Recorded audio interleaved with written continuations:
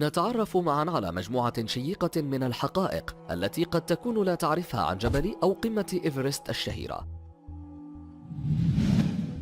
نجح أكثر من 5000 شخص من المتسلقين في الوصول بنجاح لقمة جبل إيفرست، بما في ذلك طفل يبلغ 13 عاما، وشخص أعمى، وامرأة تبلغ من العمر 73 عام.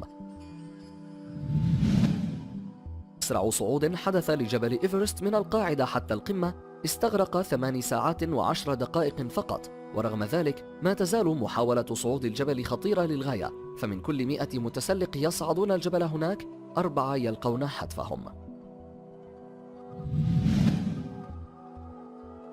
يتكون جبل إيفرست من أنواع مختلفة من الصخر والحجر الجيري والرخام، والتي تغطى القمة الصخرية له بالثلوج طوال العام. وقد سمي جبل إيفرست بهذا الاسم نسبة إلى الإنجليزي جورج إيفرست الذي اكتشفه لأول مرة عام 1856.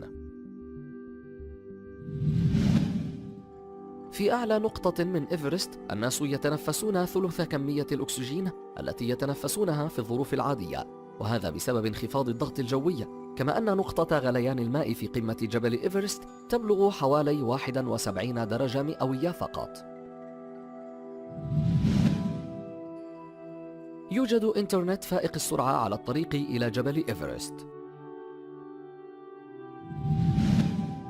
الصخرة الموجودة في قمة جبل إيفرست هي من الحجر الجيري البحرية، وهي متواجدة في نفس المكان منذ حوالي 450 مليون سنة.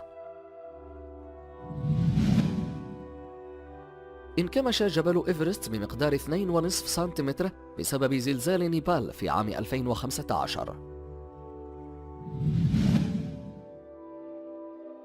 في عام 1953 كان تينزينغ نورغي وإدموند هيلاري هما أول من صعدا إلى قمة جبل إيفرست، ومكثا فوق تلك القمة المغطاة بالثلوج حوالي 15 دقيقة فقط، حيث احتفلا وتناولا بعض البسكويت والشراب والتقطا الصور لبعضهما.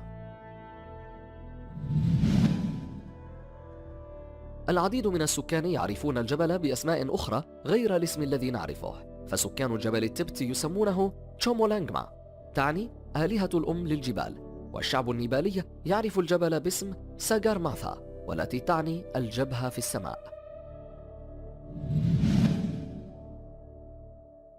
على غير المتوقع الجبل وقمته مزدحم، فهناك العديد من محبي التسلق يقومون بتسلق الجبل كل عام.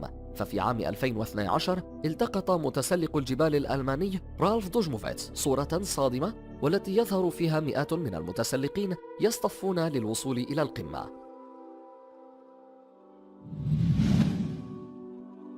قمة إيفرست هي أقذر قمة جبل في العالم، فهناك صور لا تعد ولا تحصى توثق المتسلقين وهم في طريقهم إلى قمة جبل إيفرست، لكننا نادرا ما نرى صورا لما تركوه وراءهم، ما تناثر من مقتنياتهم، بالإضافة إلى تناثر لجثث المتسلقين على سطح الجبل، حيث يوجد حوالي 200 جثة على جبل إيفرست، مع ما يقرب من 50 طنا من النفايات التي يتركونها وراءهم.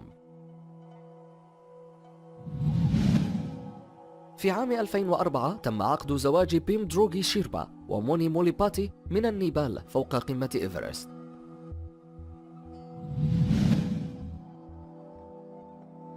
من الواضح أن تسلق جبل إيفرست من الأمور المثيرة للاهتمام، إلا أن المتسلقين عليهم دفع مبلغ كبير في نظير السماح لهم بتسلق الجبل، باعتبار ذلك مصدرا مستمرا للدخل في نيبال.